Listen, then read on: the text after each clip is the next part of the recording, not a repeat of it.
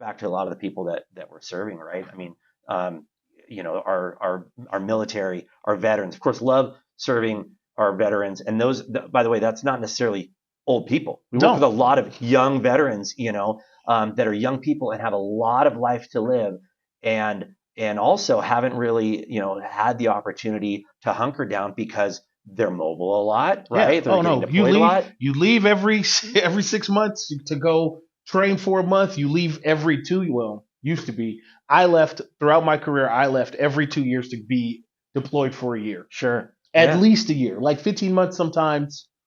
Yeah, and we've helped a lot of them move into Washington, move out, move back, and so I understand that's hard to hunker down and set up camp somewhere and plan on staying a while. Sometimes logistically it doesn't work out, but when it finally does, thankfully, some our active military and retired military being so young, there's opportunity for them to other fields, doing other stuff, right? Absolutely, and to build wealth early. I mean, like some of these families that we got to serve this year, I just couldn't be more happy. Those really are the warm and fuzzies, not just because they served our country, but we're helping young people get a jump start. Our last one absolutely is a warm and fuzzy. Yeah, that's a Neil, good one. Yeah.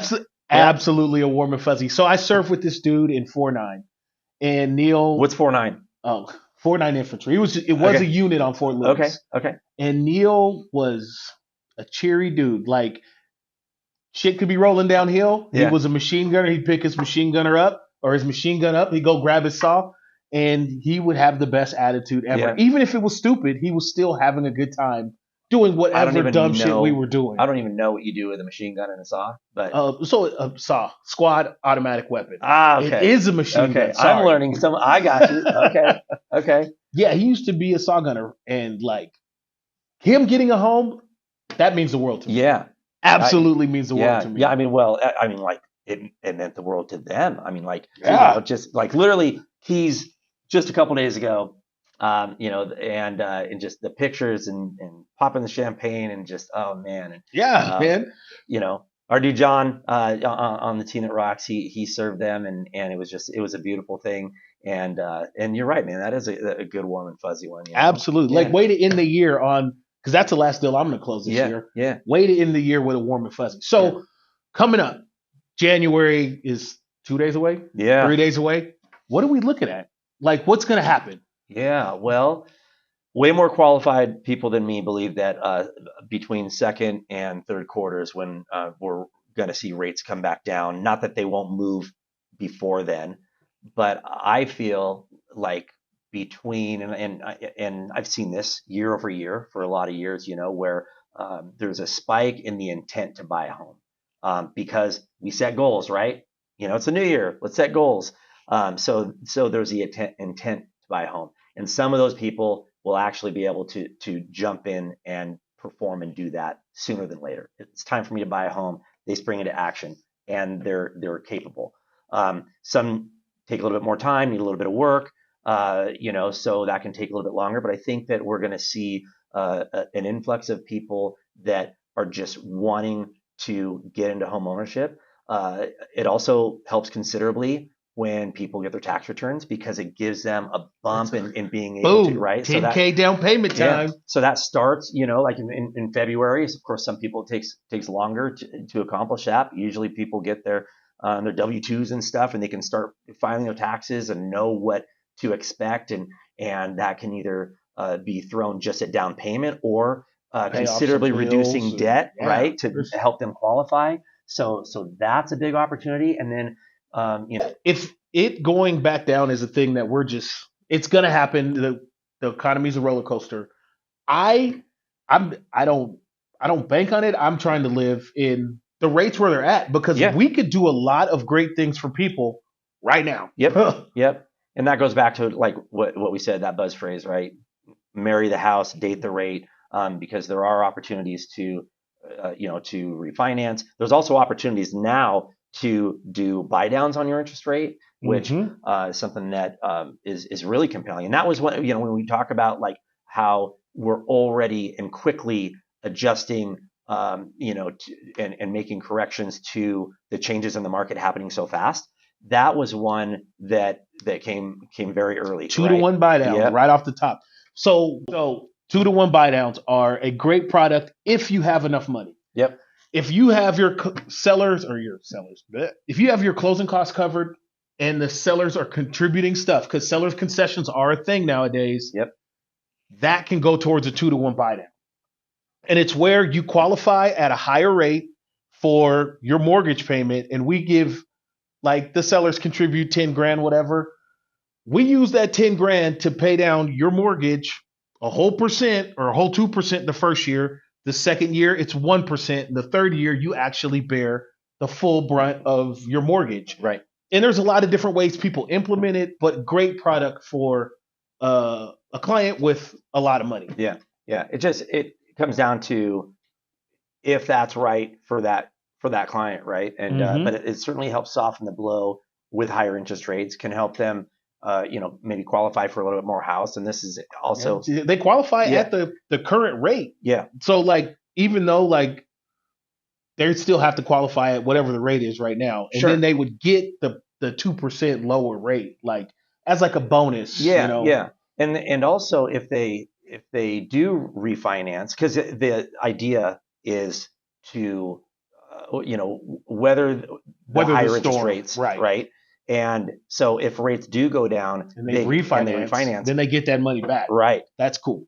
Absolutely. Cool. And I think that's something that a lot of people don't realize about the program, that the money just doesn't, like, if you don't use it, you don't lose it. Right. Which is really neat. So if rates do go back down, you can get to where that can be a lower permanent rate, then you can certainly do the refinance. If not, then at least it staggers up and it makes it easier and more bearable for that, for that new payment, and to acclimate to that. And historically, you should make more money in that time, Yeah. So it's a great product when you've got a great loan officer that says, hey, this can work for you, and here's why this is a good decision for you. There's certainly people that, don't see the value in fronting that money, or sometimes can't get a seller concession when it's needed. And so you bite the bullet, pay a little bit higher rate now. And guys like Byron just keep an eye on the rate and the changes in the market, and then you seize the opportunity to refinance. Most of my clients are veterans. I am absolutely watching the market, because always you do. We have a program, interest rate reduction loan. We call it an EARL. It is the fastest, easiest, least amount of documentation a veteran can do to refi a home. That's awesome. In like 10 days. Yeah. Like,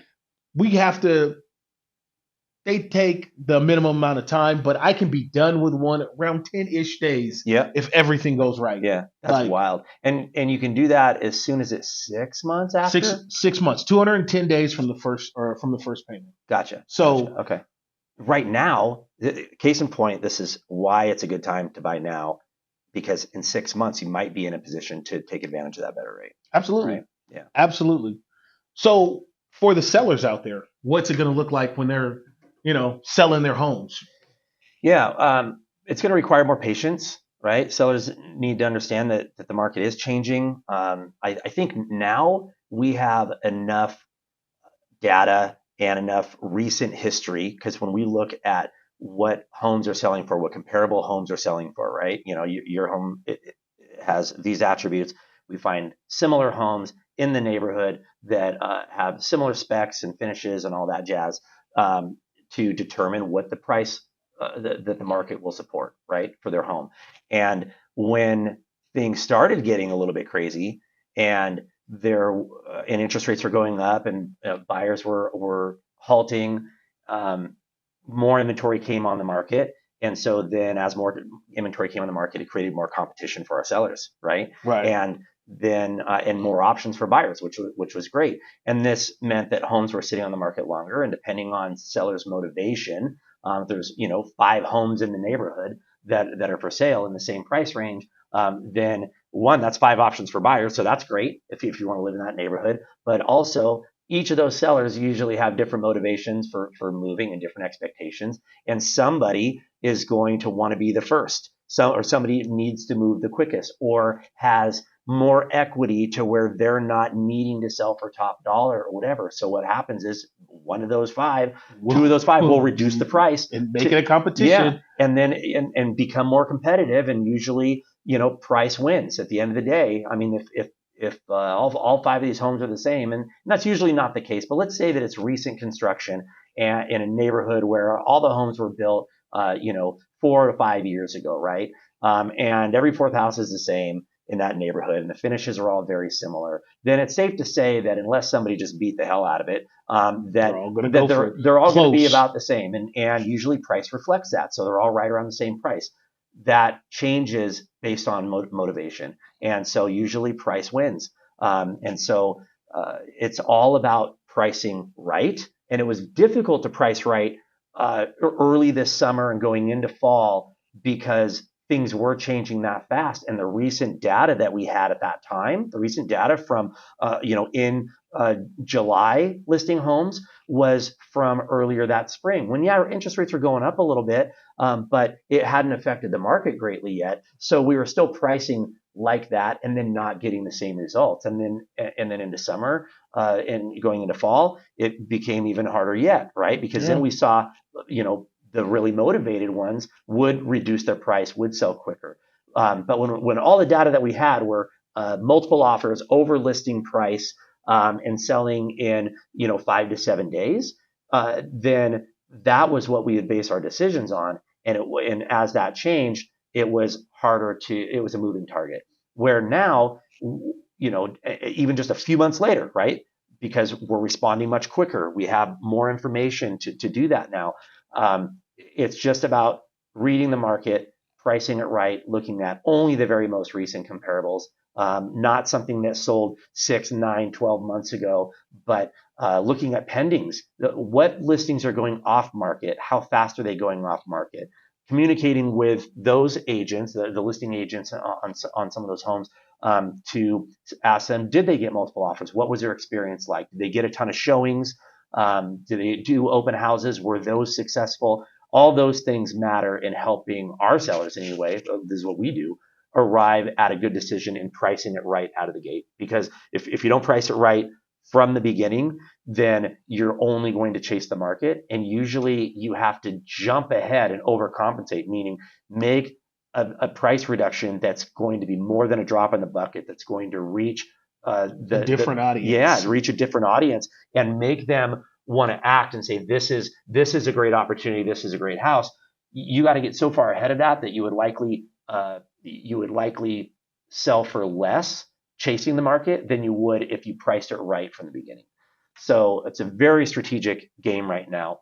There's always a way, and it's not just saving a bunch of money. And this is just a stepping stone. I mean, part of the process. Yep. All right. So let's wrap this up. 2023, you heard it.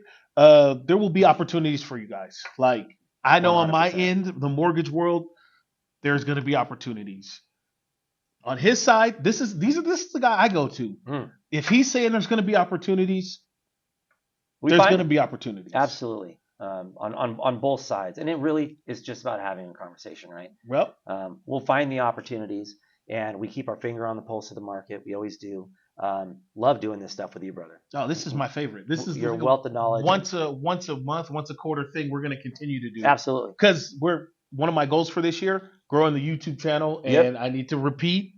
And I'm going to keep bringing you guys' faces on so we can start doing more stuff. Sounds good to me. Yep. If you guys have any questions about real estate stuff, of course, the team that rocks, Keller Williams, Tory Mayfield is absolutely one of my favorite partners to work with. Thank you. And if you have anything VA, look, I even got my Vetted VA t-shirt on today. If you have anything VA, don't hesitate to reach out to me. I'll be more than happy to help. I'm Byron Thomas, a veteran and a loan officer from Clear Choice Mortgage. Follow me here for more mortgage tips. Peace. Cheers.